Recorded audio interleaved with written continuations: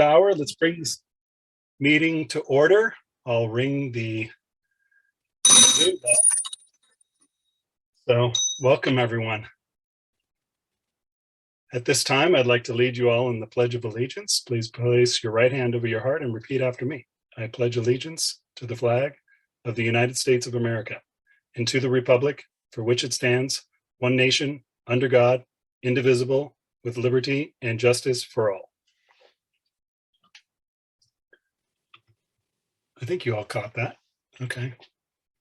And if you can advance one slide there, Judith, I think you've got the song for us. Oh, The Inspiration by Judy Leitner. Yes.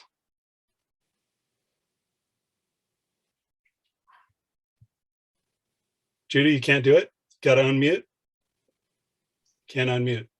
Okay. Hi there, everybody. Well, I think gratitude is what I'm trying to, words of inspiration that I want to share with you. I put something in the chat that I was very grateful for this morning, but what I want is something that really impacted me over the weekend. And these are words of inspiration by Charlie Citron Walker. He's the rabbi at Hollywood Jewish Synagogue just outside of Dallas.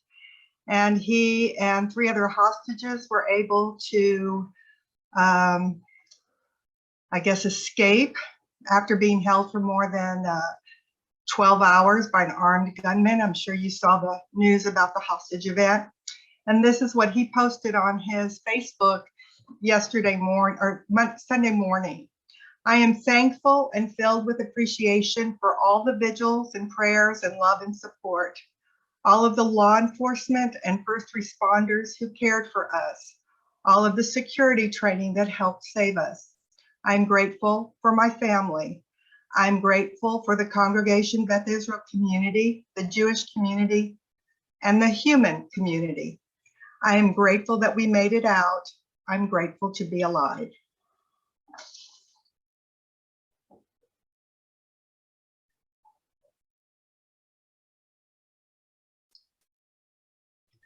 Thank you, Judy, for those messages. And it's hard to put words to it, but it's making the best out of a tragic situation. So definitely kudos to the rabbi that got everybody out safe. And at this time, we would like to play a YouTube video. God bless America.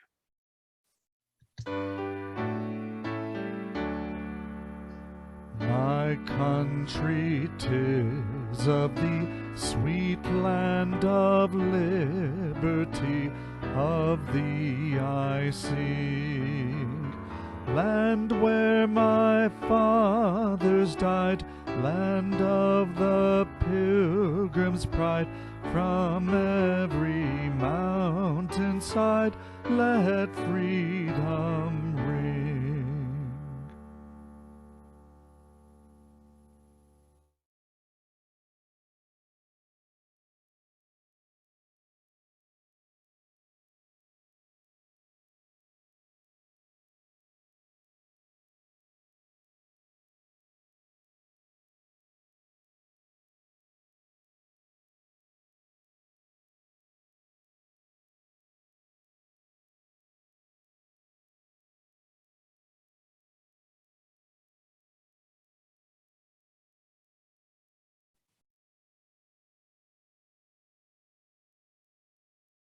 I had it. Oh, I had it. I had it twice and then it went away. Thank you, Judith. I appreciate you working through all the technology. Welcome to all the guests out there. We have representatives from SDSU Athletics as well as the MAAC project. And we have guests from various Kiwanis clubs in town, notably among them from our Scripps Ranch Club. So welcome everyone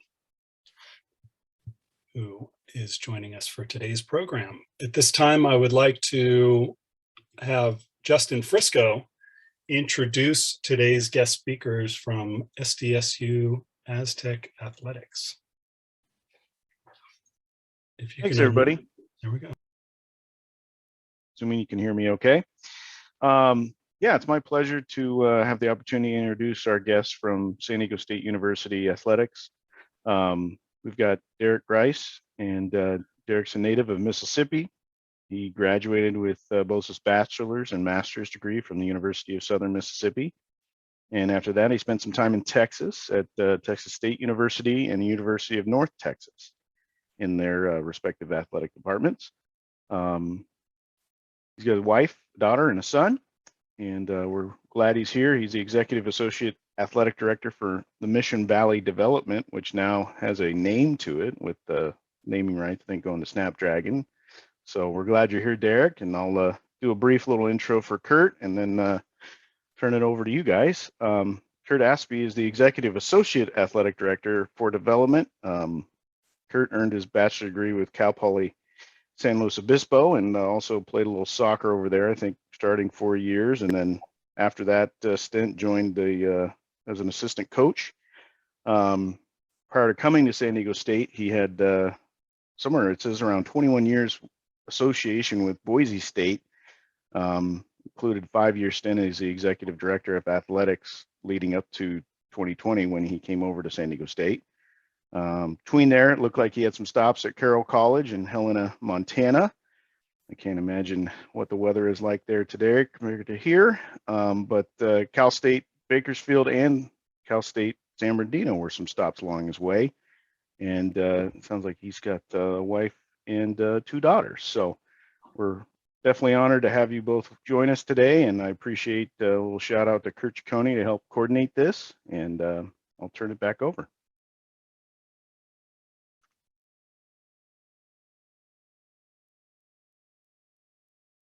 To somebody besides me. Eric, it's all you. Kurt, you want to give a general athletics update, and then I can roll into the stadium piece, or?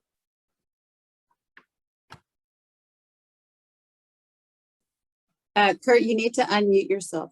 I think I'm on, Judy. Am I Okay, good? great. Guys, that's the way we prefer to have him in the meeting. Oh, yeah. We're back to Zoom. Isn't it great? Well, good afternoon, everybody.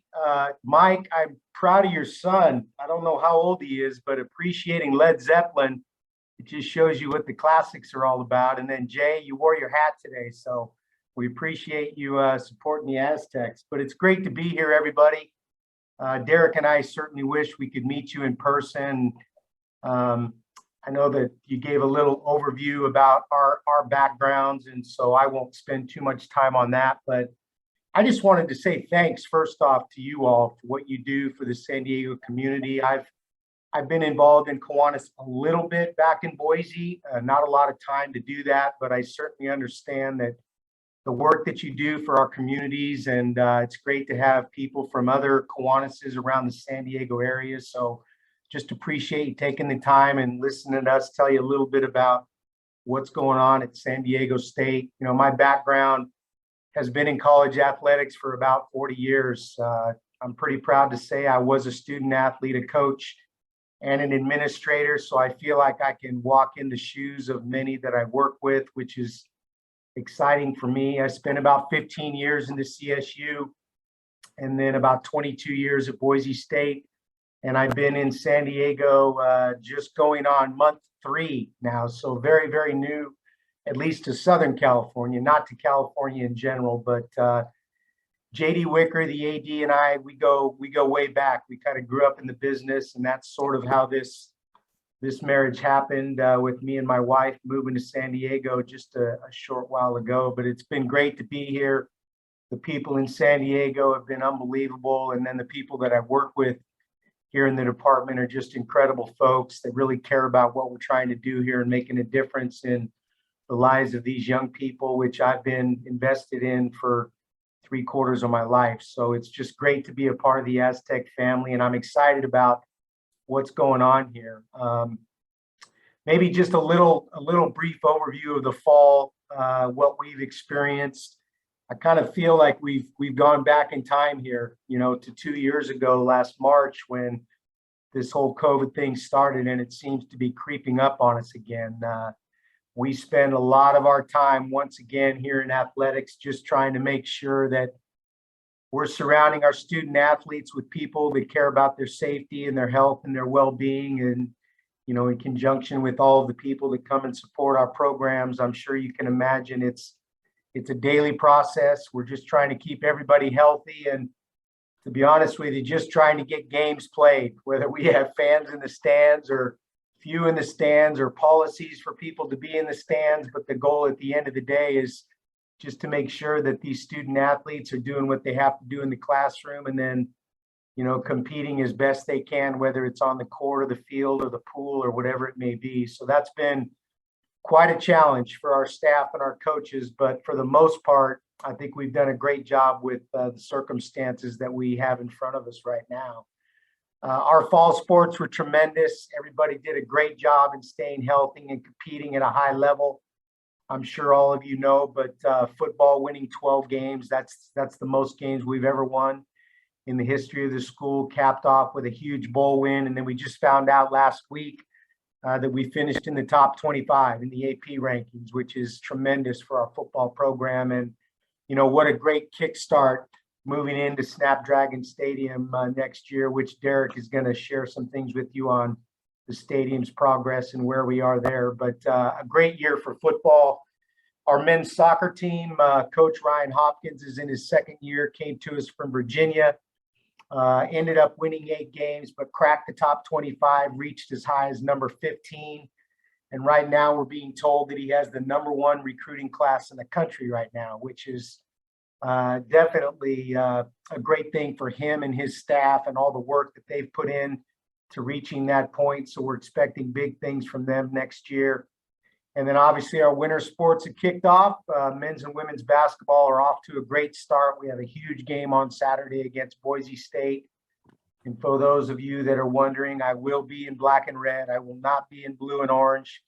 I've changed colors. And I got to be honest with you, I hope this call isn't public, but I do enjoy the black and red a little bit more than the blue and orange. So it's a little bit easier to wear those colors, but it's great to be here. Maybe just a quick overview of, one other thing I did want to touch on in the fall. We had some tremendous success in the classroom. It's the first semester that our student athletes were actually back in person after, you know, a year and a half of being on Zoom, which was really, really, really challenging for a lot of people, not only our student athletes, but our academic team. We ended this fall with a cumulative GPA of 3.1 for all of our programs. 12 of our 18 teams posted a 3.0 or better. We had 30 student athletes walk through midterm graduation, 20 of those being football players. So with all the things that are going on, these student athletes are still getting it done on and off the field. And that's a credit to them, their dedication to what they're trying to accomplish here at San Diego State.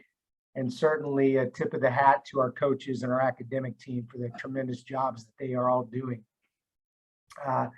My role here is pretty simple. JD brought me in here to oversee the Aztec Club. For those of you that don't know, we're the fundraising arm of the athletic department. We're responsible for generating funds to support our scholarship efforts here at San Diego State. On average, we're raising somewhere between 5 and 7 million annually. And that's again, a tremendous, just a great thank you to all the people that support our program, either from making donations to the program, to buying seats for football and men's basketball, to supporting our other sports and whatever it may be. But we certainly could not do it without the community, all the alumni of San Diego State and everybody that supports our program. So we're certainly very appreciative of that. We also oversee all of the special events here. We work closely with our coach on individual sport giving.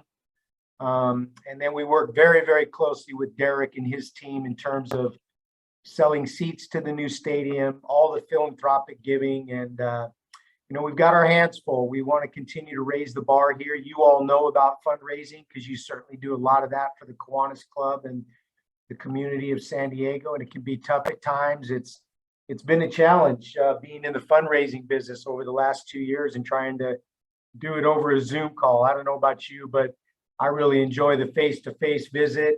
Like I said in the beginning, we certainly wish we could we could meet with you in person. And Judith, maybe there's a time in the near future where, you know, we can come out and actually see each other face to face. That would be great. And I know Derek and I would be more than willing to do that again. But just really happy to be at San Diego State. I'm fired up about our future. We've got a lot of exciting things going on here.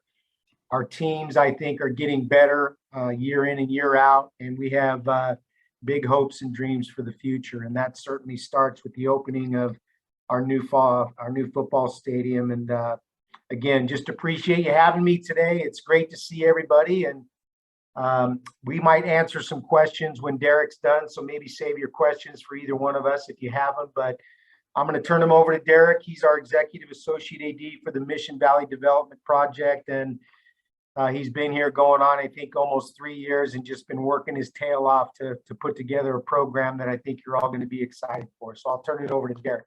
Thank you. Thanks, Kurt. Kurt hasn't been here long enough, but he's already figured out how to take credit for all of our academic successes. That is the mark of a great administrator. And thank you, everyone, for letting me join and talk a little bit about our project. And the stadium project's been my baby here for about 3 years. Don't let my kids hear that very often because they get really jealous when I do say that. It's been a ride, guys. We obviously broke ground in August of 2020, and we've been rolling ever since.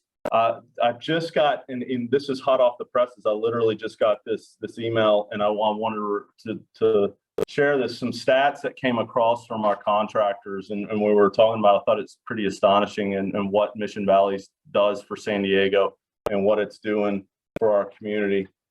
Every day we typically have 300 tradespeople on site working on any given day. Since we began construction, we've had over 3,000 tradespeople on site working. Over 725,000 man hours spent on this project. And a couple other really notable things: $250 million of contracts to local San Diego businesses. I think that's a really impactful number. 35 subcontracting firms with San Diego offices, and 72% of our subcontracted dollars are to firms with San Diego offices. So really excited about what this project does and is doing for the San Diego community. We have been busy. We've been working really hard. We've had some milestone dates over these last couple of years. Everything from the beginning of steel erection to precast concrete. We just had one recently here in late December, early January. We just started seat installation. So we're installing seats. Our contractors are out there working. They're putting over 400 seats in a day. So that work will continue through April. While the rest we're working towards the next major milestone is we'll start to do steel, secondary steel, structural steel for our video boards in February, and we'll put in the video boards starting in March. Our trades are continuing to work on all the hardscape and all the areas around the stadium, getting it prepped and ready. If you've seen an overhead shot of the stadium, we've actually began to pour asphalt on the roads and streets along the site there in Mission Valley. First locker install starting here soon too. We'll start that here in late January, early February. We start to install lockers. That's when it starts to feel real. You start to see some of those interior finishes starting to happen, which is awesome. We've already started to grade the field. We already started to begin digging out and getting ready for the drainage and irrigation for the field, for the playing surface. And we'll start to install the stadium turf sometime around April or May. So really big things. We're on budget. We're on track and on schedule to open September 3rd, 2022 against the University of Arizona, which will beat them again. And we will look to do, which we do. That's what we do, guys. I'm not telling you anything. We beat Pac-12 teams, 7-2 in the last 9 games.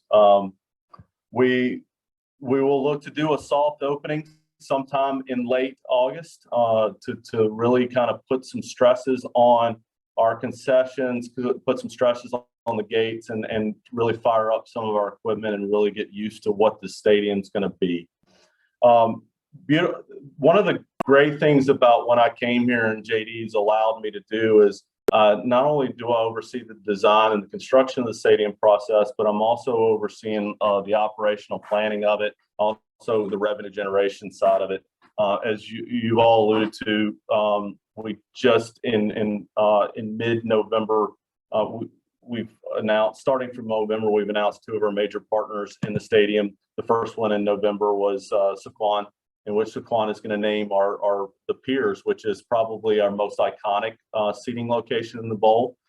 3 piers, about 10,000 square feet that jut over the seating bowl there. So those will be known as the Saquon Piers. They're also naming the Founders Club, which is our highest level of seating, premium seating in the building, which is a really cool space and all encompassing space. If you have questions about being a part of the Founders Club, Kurt can take care of you. We'll get you set up with Kurt after this. Just shoot me or Kurt a direct message and we'll take care of that.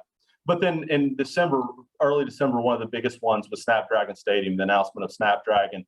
Qualcomm, for those who aren't familiar, Snapdragon is the consumer side of Qualcomm. They make a lot of the components that you have in your cell phones and technology, everything from Bluetooth and headphones to the chipset technology that's in your phone. It's a tremendous deal for us. Excited to be able to bring that in working with our partners with JMI and Legends to bring that to us.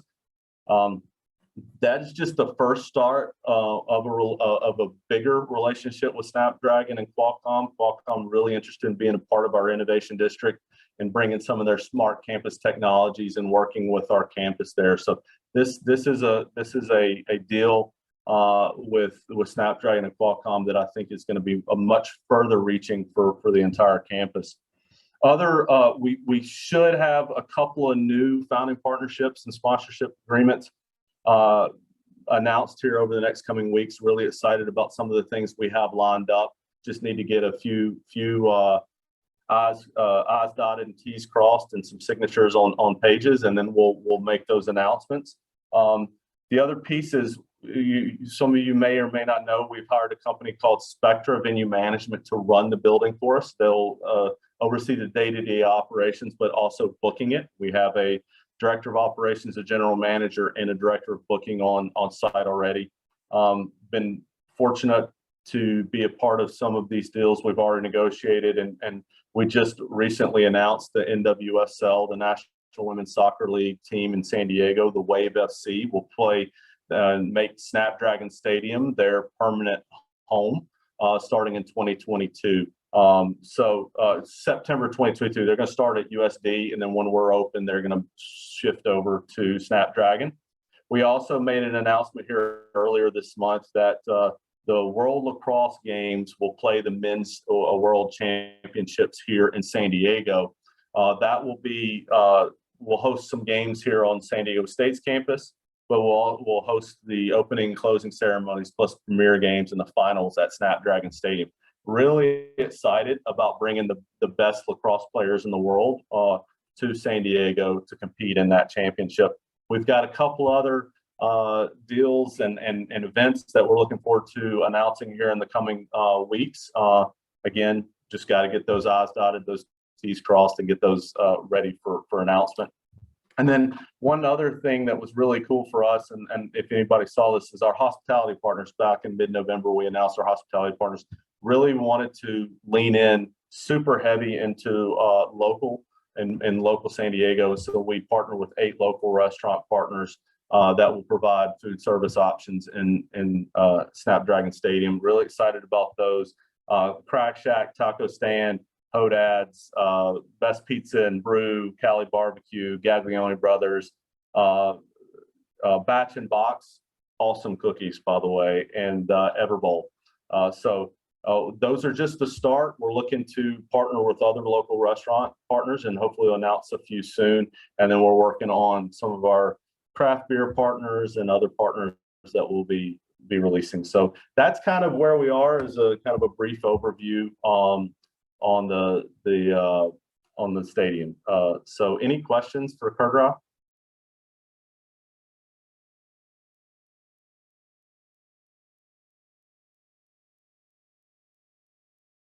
I know I didn't do that good of a job, guys. Come on.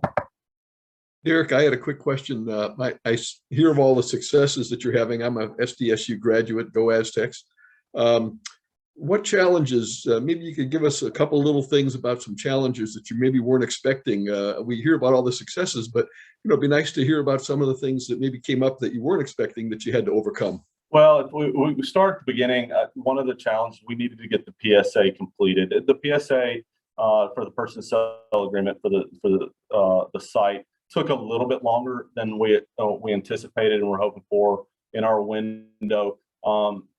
So we were a little late in starting. So we had to do some things, pull some levers in order to get ourselves back on schedule. And one of the reasons we were able to do that is we have tremendous partners, Clark Construction, Gensler, our architect, and even our people internally on campus have done a phenomenal job of making sure that we are pulling the right levers to keep ourselves on schedule. That was one.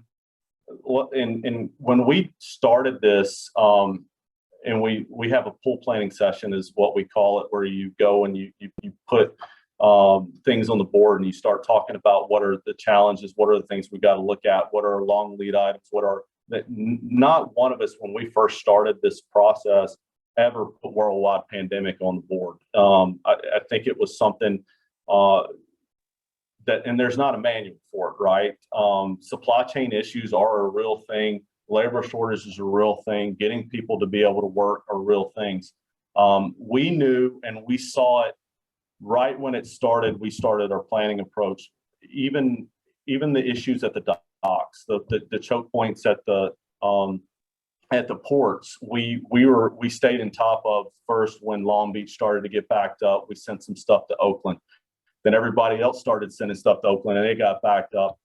We made some changes, pulled some things domestically, pulled some things from and had some things come over the border in Mexico, and did some of those things. We're never have I ever experienced when we're having a general contractor literally on the phone with a ship's captain rather than just talking to the ports. We're literally talking to the captains of the ships, doing everything we could to really get those materials here. Steel was a big one. We brought in a second crane to catch up with that. So there's been some things, obviously some challenges that we've had to work through, but I'm really proud of the effort and the team to really stay in front of it, stay ahead of it, identify what challenges are early. Some of them are real, some of them are just, we have to keep an eye on, and we've been able to pull the right levers and keep this thing on site. We still have some work to do, still have some things we have to get here, but feel really good about the position we are. And the escalation of pricing. We were really fortunate that we locked our price again when we did on a lot of our components, because the cost of product has skyrocketed here over the last 6 months, really noticeably over the last 6 months.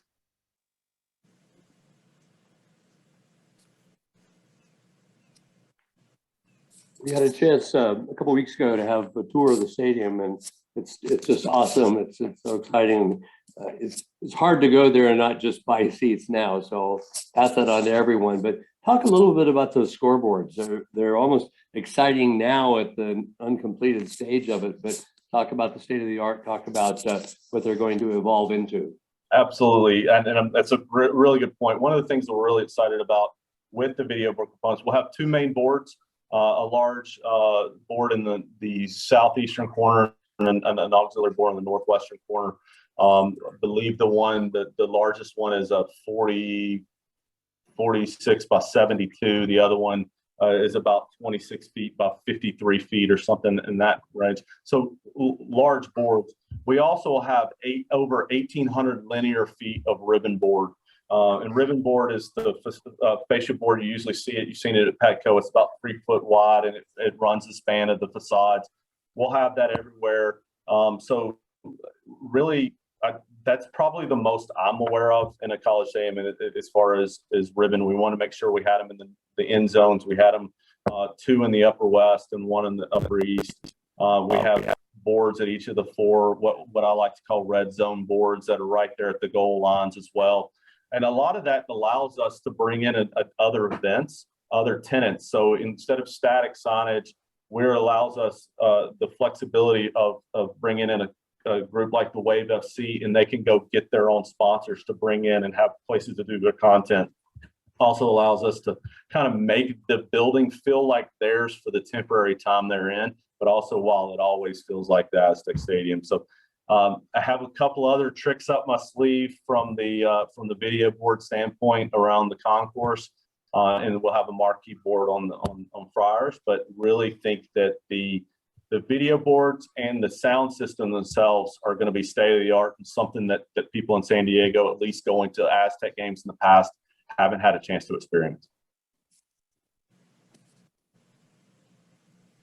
Will the high schools be able to do their CIF championship games there? We've had conversations with CIF. We're really interested in bringing in CIF and making it work. We're exploring what our schedule looks like from an Aztec home schedule with them and how we can make that work. So we're very interested in doing that, and we'll continue pursuing our partnership with the CIF for sure.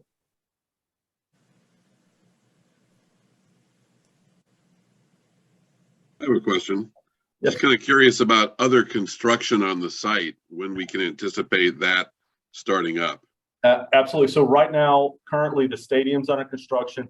The rest of the site is under what we call horizontal construction, getting everything graded, getting the utilities in place, putting in the infrastructure like the streets and roads and those types of things in place. The river park and the park spaces are also currently under construction. The horizontal construction, which will be surface parking as the stadium opens and will eventually evolve into buildings, and the streets will open when we open in September 2022.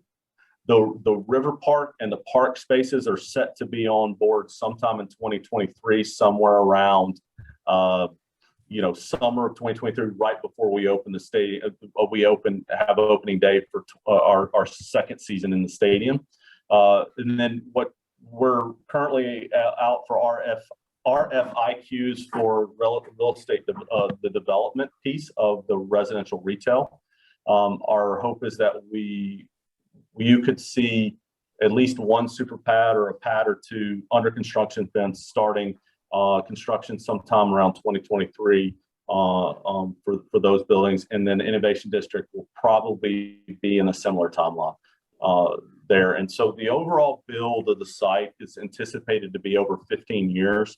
However, I will tell you from the internal conversations we're having, from the discussions we're having with interested partners, we're getting a lot of people, not only from the innovation side, but from the retail side and residential side, who are really interested in doing this. It could move a lot quicker than that. What is the attendance? You may have said that, and what could it be expanded to?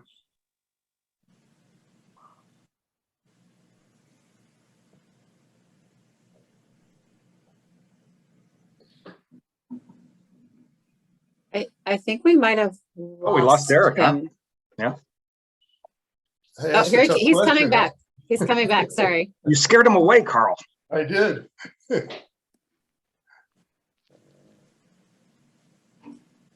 Is he back?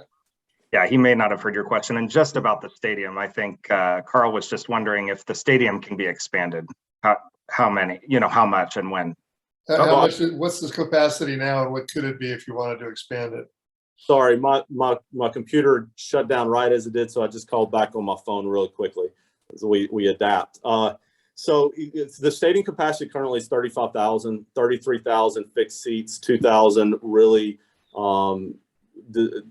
specially designed standing room only seats, with the ability to expand temporarily to 40,000, meaning we can bring in additional seating and set the site up for 40,000 should the need arise. So that event arise for that. The ultimate site and stadium has the ability to expand upwards of 55 to 60,000 seats on the current footprint. We've already laid it out. We know it works. We've made some pretty deliberate decisions and how we actually, where we put particular pieces of infrastructure to make sure that we can accommodate that as easily as possible. I won't say it's going to be easy done, but as easily as possible, we can get anywhere between 55 and 60,000. So when Brian Krause buys the Chargers and brings them back to San Diego, we'll be able to do it. You know, As long as I get to leverage Jay Jeffcoat's balance sheet, then we're good to go. You know. So, Derek, I actually have a couple of questions, one of them being selfish. Great job on the presentation, by the way. But so the NWSL, that was awesome news. Love that the San Diego Wave will call Snapdragon home. Is that a financial benefit to the university? Like, what is that? I can't remember reading anything about the financials, if you're able to disclose. Well, I don't know that we want to disclose the actual financial terms. Got it. Sure. At this point, we're still working through some of that. But look, we are certainly, there will be a rate established and there will be expenses covered. There will be a benefit to the university. Yeah. To the university. We also believe we think it's mutually beneficial for both them and us. And so we worked a deal that we believe is a fair deal that will allow us both to see an upside and help. And so as we continue to look at that, we'll evaluate that with our partnerships. And also we know it's a great community piece. It's community with community. We look to have between 35 and 40 fully ticketed events a year. They're going to bring 12 of those. We'll have 7. We have other partners and other events lined up. We're going to do concerts, dirt shows, you name it. We're going to host it. We feel like we're CIF. We're going to explore those opportunities. Awesome. And then the selfish part of my question. So for better or worse, Kurt Ciccone did have all of our contact information and has already separated, dollars from our wallets with the seats. I do want to have, season tickets to San Diego Wave. Do I have to reserve them on the Wave site, or will we have a kind of a way through our Aztec tickets? So there's a couple of pieces to that component, and it depends on where your seats are. And I say that, so the way we set these up, our suites and our low seat holders get first right to refusal on their particular suite or their lows for those external events. Our club seat holders will have an opportunity to do pre-sale. They purchase, but it might not be their specific seat. With our season ticket holders and our priority and reserve seating, we're going to work with our partners to try to come up with a pre-sale code, but you will not be guaranteed your exact seat for those events. So with NWSL, we're working. I know that they have I believe that right now that for their premium seats, they have a deposit or ticket interest. Yeah, like a $50 deposit or something like that. Deposit or interest in their fee. They're working through what their pricing components and things are going to be, but we're also going to work with them on our communication strategy on making sure that those suite holders, low seat holders get their opportunity right of first refusal to purchase. And then our club seat holders get an opportunity for a pre-sale. And then, it would behoove them and our partners for them to reach out to our season ticket holders as well. So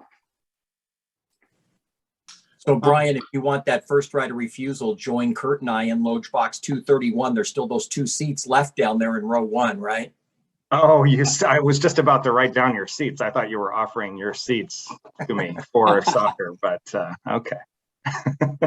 I've got a question that's probably more for Kurt, and I'm kind of interested in your viewpoint on the secondary ticket market, and it seems like that has gotten so huge. With I think a lot of people buying season tickets for no other purpose than selling them on the secondary market at a greatly inflated price, and I think it's just making live sports inaccessible to a large segment of the population. So I'm just kind of curious as to what your viewpoint is on that. Yeah. Well, I think you certainly have to have an option for fans to do that.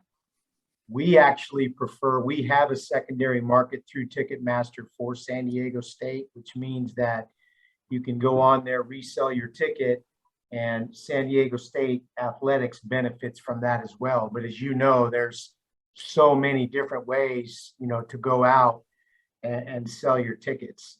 My thought on it is that at the end of the day, if you're not able to come to the game, we're hoping that your tickets are in the hands of somebody else, right? So we just want to make sure that we've got butts in the seats. And even more importantly, if we have the opportunity to offer that to people, for them to sell their seats on our secondary market option, rather than going out, somewhere else where we'll get the people in the seats, but we wouldn't be able to enjoy, any additional revenue to support our programs. Yeah, I guess the issue for me is just the hugely inflated prices. There's sometimes things I'm interested in going to, and I go look at them, and yeah, I could pay $300 for a seat, but do I want to? Not really. So I don't know. When I was growing up, when I was growing up, scalping was basically illegal, and now it just seems like the way it is. My daughter wanted to take me to the Raider game against the Chargers, the last game of the season, for my birthday. And they said they'd fly my wife and I to Las Vegas, and they'd get us a hotel room and they'd buy us dinner, but I had to get the tickets. And so I said, well, gosh, that sounds like a pretty good deal. And as we got closer to the game, which obviously meant everything for both teams, I saw tickets on there as high as $2,500 a seat. I mean, it was crazy. So it kind of depends on the event, what it means, how expensive it can get. But I think it's our responsibility just to make sure that our fans know that there is a secondary market out there where they can make money, and probably even more than they originally bought the seat for, but that they know they're still supporting the Aztecs in some way. So.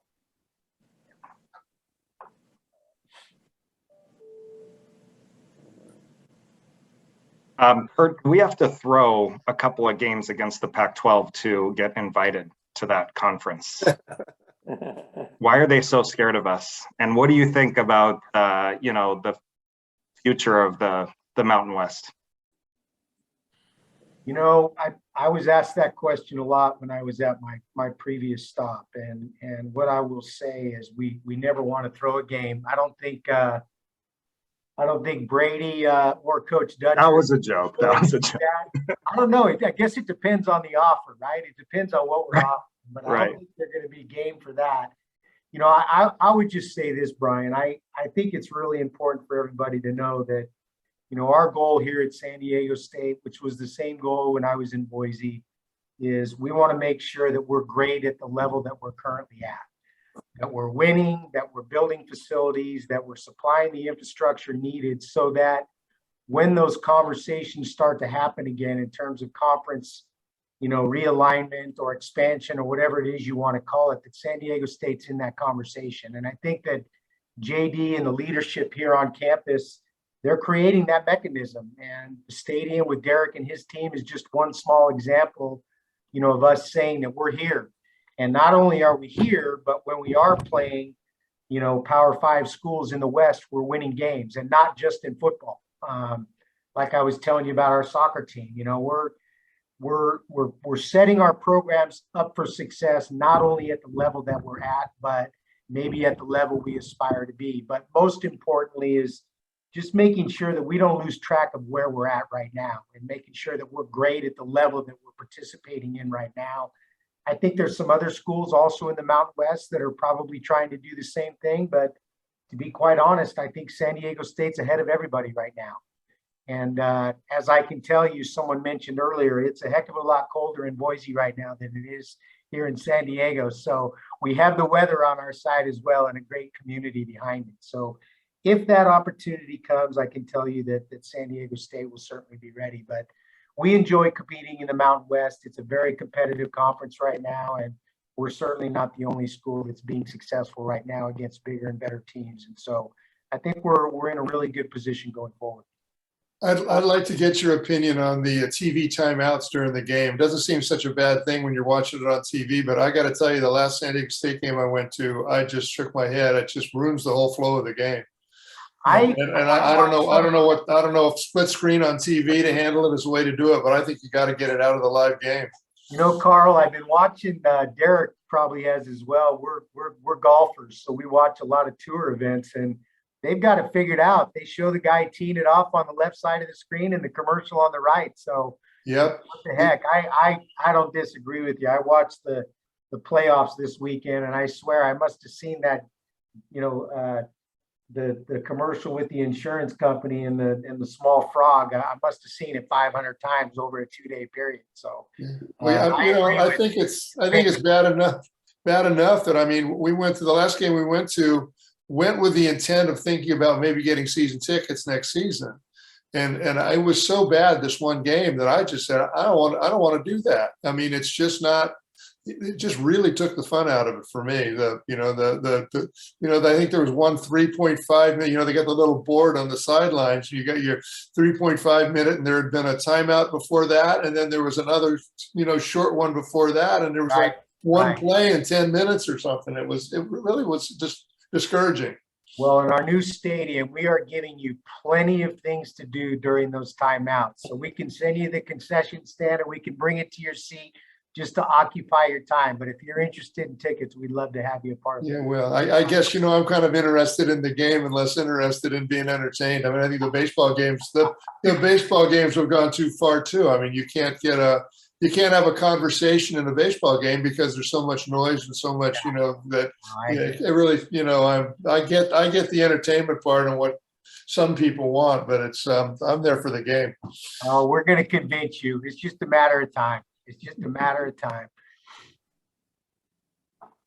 Well, Kurt, Derek, thank you very much for today's presentation. Kurt, welcome to San Diego. Thank you. Super excited for San Diego State University athletics. And Derek, Snapdragon looks just incredible. Can't wait to go there and check out some events and games, certainly. Appreciate it. Thanks for having us, you guys, very much. Thank you very much, everyone. Again soon. And please stay on if you'd like. And we now would like to go ahead to some events we've got coming up. We have our event for Charlie Coleman that, the passing of Charlie Coleman. He was a stalwart within the Kiwanis community, and we really miss Charlie. We have a couple of opportunities on both the 27th and the 29th to pay tribute, celebration of life at the Stein Family Farm on the 29th. And then, of course, the Fort Rosecrans event for his burial ceremony. January birthdays, lo and behold. Yes, I did turn 53 on the 16th. Had a great weekend. Drew Jordan is on the 19th, and then Jim Melvin on the 28th. So it's help celebrate those birthdays. For my birthday, as part of a Kiwanis tradition, I am going to give $75. So 53 plus the number of years I've been in, and then a couple extra bucks as a kicker, because I love you all dearly, and I know that can use a few bucks to help the children. Okay, time to pay fines. Any self-fining out there? I've got my pen neatly affixed to my shirt. Anybody? I didn't hear any cell phones go off. Judith, I'm thinking about finding you, although I can't technically do that for the muting and whatnot. But maybe I'll self-fine $10 just for any pain that the technical difficulty might have caused anyone out there. So 85 for me for the total for today. Let's see. Maybe we can do a little bit in the way of Bill's bucks. For those of you who don't know, Bill Gibbs was another great Kiwanian and a community leader here in San Diego. Montgomery Gibbs Field is named after him. And at every Kiwanis meeting, he gave $1 and said, "I'm still here." And he had something that he was thankful for to convey. So any Bill's bucks out there? Yes, I'll throw in $100 for my, I think it was my 50th birthday last year. Joyce surprised me with tickets to the final game of the season in Las Vegas, thinking it probably wouldn't be much of a game or nothing would be at stake. But as you all know, it turned out to be everything was at stake. And unfortunately, my Chargers lost, but it was really exciting to be at the Allegiant Stadium and spend that weekend in Las Vegas in anticipation of the Charger Raider game. So I'll throw in $100 for Bill. Oh, good man. Thank you, Jay. Okay. Oh, right. So I'd like to thank, yes. Hey, It's Gordon. Gordon, where are you? I am here somewhere. Oh, there you are. Okay. Yeah. I'll throw $50 in for the not being there the last 4 or 5 days. I unfortunately joined along with one of my daughters, the magic Omicron or whatever we call it, world here. So the good news is though, the reason I'm going to put $50 in is it really is different than the people that got hit early on. I literally just felt like it was a cold that kind of ran its course over the last 4 to 5 days. And I feel like I'm just ending it today. So I'll throw $50 in to celebrate the mild symptoms of the Omicron, if you will. Well, I'm glad to hear that it didn't hit you too hard there, Gordon. And it's just, yeah, it's incredible to hear about everyone. The circle is getting tighter, at least in my world. Everybody's, very close. It's coming in. So yeah, I'm glad to hear that it's not quite as severe as some of the earlier variants. And so on that note, $15 more brings me up to $100. So I'm going to put in another 15 that Gordon is in good shape and recovering from the Omicron. Okay, very good. What do we have next up, Judith? Next up, we have from the MAAC project. Indeed, our friends at MAAC. So we have Elsa and Tommy, and do you want me, Elsa and Tommy, to just start your presentation, or Mike, anybody want to say anything about our grant to them first, or should I just start it? Well, yeah, just quickly, thank you, MAAC Project, for everything that you do as part of our community impact giving last year. You were grant recipients. We're really excited to hear how you were able to leverage that grant in your programming. We do have, a few minutes, maybe not quite as much time to go through all of the slides, but yeah, if you want to focus in on what that grant went to, that would be tremendous. Thank you. Thank you. Thank you. Very, very glad to be here. Thank you, Kiwanis Club of San Diego, for having us. We're very excited. Hopefully everybody's safe and healthy. Remember, tomorrow the link opens up for the White House to distribute rapid tests for all households. So don't forget that. I'll put the link. I think somebody else already put the link there. But if you want to share that information with family and friends, they are giving out rapid tests for all households. Thank you again. My name is Elsa Roth. I'm the Assistant Director of Communications for MAAC. I'll do a quick intro and pass it on to my colleague, and then we can go ahead and start and talk a little bit about our organization. Tommy? Good afternoon. Thank you, President Bolin and all the Kiwanis members. I am our charter school director. I've been at our charter school since the first year of its existence in 2001. Different positions. I'm the director for about 6 years. I grew up in the Inland Empire. I'm the baby of 4. All of us were basketball players. And growing up, one of our highlights in the 80s and 90s was playing in the Kiwanis tournament in the Inland Empire. So it strikes home to me. I let all my siblings know I'm going to be presenting to Kiwanis. So thank you for this time. So Judith, if you could skip to slide 4. And Elsa will give a little background on MAAC, just for the members that maybe not be aware of all the things that MAAC does. So very quickly, thank you so much, Tommy. Again, thank you, President Bolin, and everybody that has supported MAAC. Again, we're a nonprofit that serves 75,000 individuals throughout San Diego County, from San Isidro all the way to Fallbrook, in 5 pathways of service. So we do advocacy and leadership development. So we do a lot of systems level change and advocacy for housing, for childcare, for equity. And basically we also empower communities. We give training for our communities so they can speak and get their, uplift their voices so they can advocate for those issues that are important for them. Another one of our pathways is economic development. We have workforce development programs for youth and adults, and then we also provide services, resource navigation services through our Striving Towards Economic Prosperity Center. So let's say if somebody lost their job because of COVID or because of any other reason, we connect them to free training, job placement, and education services if they need to. We also connect them to affordable healthcare and other services that they might need. We have about 6 or 7 food distributions throughout the county. And we also support through the Volunteer Income Tax Assistance Program. So if anybody is a tax certified tax consultant, please let us know. We're looking for volunteers. Another of our pathways is education. We have about 16 to 17 locations in North County Head Start locations. So we provide free childcare for vulnerable populations. We have MAAC Community Charter School, which Tommy's going to talk about. Here located in Chula Vista, and we have a scholarship for Latino students, going into first generation Latino students, sorry.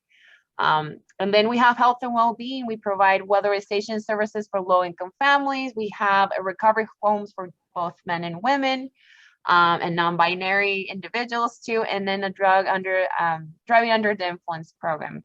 Finally, we also are a big advocate and housing developer. So let's connect if you are a developer or if you are interested in increasing the stock of affordable housing throughout the county. We do both property management and development of properties.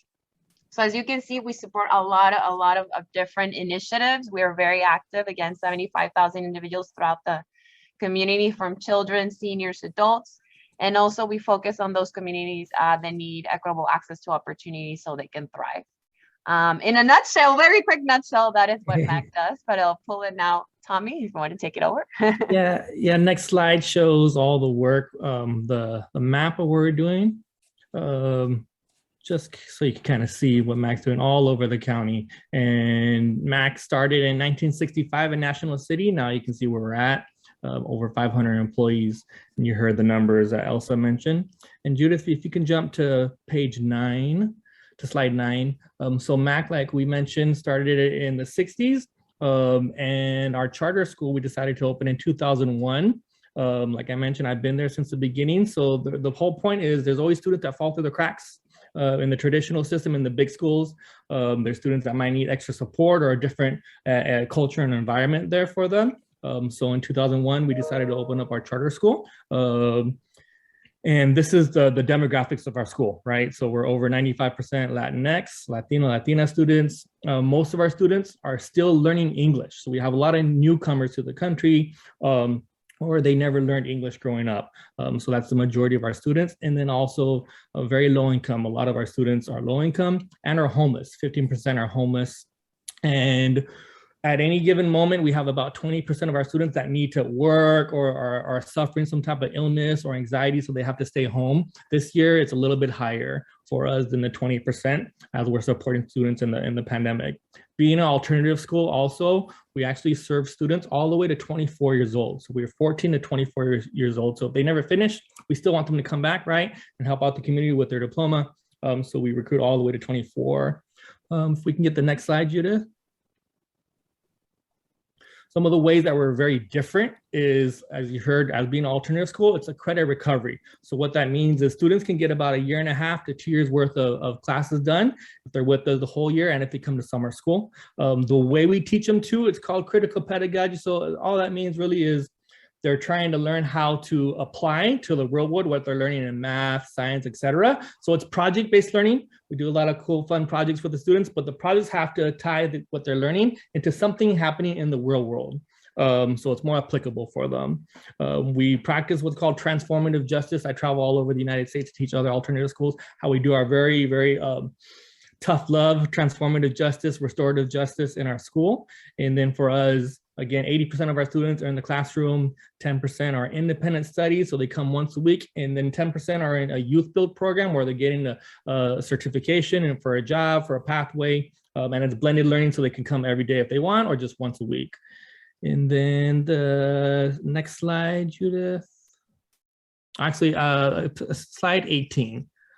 I know we're out of time, so thank you all for allowing us to present, and specifically, right? Since we've been there since 2001, we've had the same tables out in front of the school for almost 20 years. So what we asked Kiwanis to support us with is finally upgrading those tables. And it's the first time in 20 years that we actually have umbrellas for the students. Thank you to you all. So those are some pictures of the students at the tables. It just never occurred to us to put out umbrellas. And then now, as you all know what's happening with COVID, we're really encouraging students to eat outside, the classroom to be outside. We actually have new upgraded tables and actual umbrellas for the time. So that's going to be there for a long time. Thank you all so much. All of our new students, they don't know that we didn't have umbrellas before, but when I tell them, we didn't have umbrellas before this year, They look at me like, are you crazy? It's like, yeah. Like, well, thank you for getting us umbrellas. And I said, thank the Kiwanis. So thank you very much for helping us beautify the front of the school. And as you all know, space is so important, right? To someone's mental health and for their learning. So thank you for allowing us that to take care of our students in a better way now moving forward. Absolutely. We're out of time, but we'd love to answer questions if you have any. Well, thank you for the presentation, Tommy and Elsa, and tremendous job. I mean, the tables and umbrellas, they match and everything looks just really integrated and beautiful. And that's great to hear that the students now have an environment where they can be COVID-free, but still communicate and hang out together. So that's great. I didn't realize that MAAC was involved in as much as you are. I mean, I've been to your main office area and it's incredible that you're all over the county. So really congratulations on the reach. And thank you so much for having us. And Judith, you've been amazing. And we submitted, thank you so much. We've submitted actually a couple of volunteer opportunities. We have food distributions. We are looking for mentors. The population that we serve are looking for mentors constantly. So I left the information with Judith, but if you're willing, if you have the time, we would love to have you even for a tour whenever COVID is hopefully done, but we would love to have you in our school or at any MAAC location. Great. Yeah, for our community outreach committee, we'll definitely get in touch with you about some of those volunteer opportunities. Thank you for that, Elsa. We're actually meeting this week, Elsa, on Thursday. So yes, so I have that on our agenda. Thank you. Excellent. Okay. Well, let's bring this to a close. Do we have, actually, before we close, one item. Does anybody want to bid on this cup here? Let's see. It's going to raise money for our club. It is a genuine Oxford University cup, and you can see all of the different schools that are represented. So this is a coffee mug. They had teacups, but I figured that the coffee was more apropos for the US. And then a London mug. My wife and I and my kids, we were fortunate enough to go to London over the Christmas holiday. And my son, who's 15 in his 10th grade, we wanted to get him kind of keyed up and motivated about what a great institution would look like. So we had the opportunity to visit Oxford. So let's see, let's pair them up as a set. Do I have $20 for the two? $20, that's about my cost. Okay, I see a hand going up. Susan's got her hand up. $20, do I see 25? I'll do 25. Is that Karina? Okay, Karina says 25. Susan, you're gonna counter? 30 bucks. Okay, the bid is now 30 for this beautiful London mug. You can put cold beer in it, cold, warm beer, whatever you'd like, or this tea or coffee mug. $30 going twice. Okay, Susan, they're yours. Nice job. Okay. All right, everyone, with that. Wait, I do have a few more slides, actually. I apologize. I did not ring the bell. Yeah, okay, let me pull them up. They're pretty quick. I just wanted to share that we have lots of social media opportunities. So you can reach us. The Instagram is new, but we do have a Facebook page.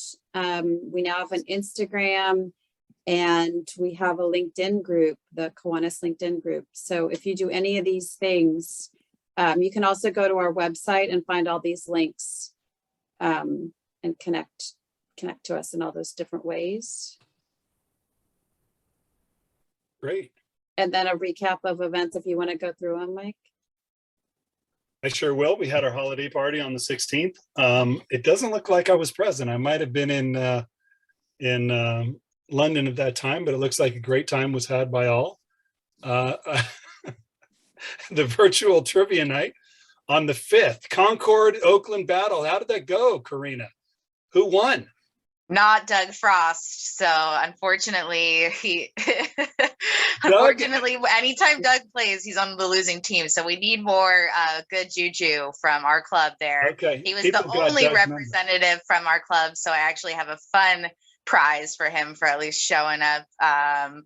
But yeah, we will be playing trivia or a slight version of it tomorrow at our DCM. So Cool. Get excited for that. Cool. Club social on the 13th. This was how I started my big birthday weekend down there at the Gaslamp Tavern. What a great time. And I hadn't been down to the Gaslamp Quarter in forever. Love that we've got Tom and myself in our matching flight jackets. Very cool. And we saw Jay Jeffcoat. My wife and I were actually there, and we got a chance to visit with he and Joyce for quite a bit. And that was great, Jay. QuantasClub.org/events for any upcoming events. We've got our virtual event now, our DCM at 6 p.m. on the 19th.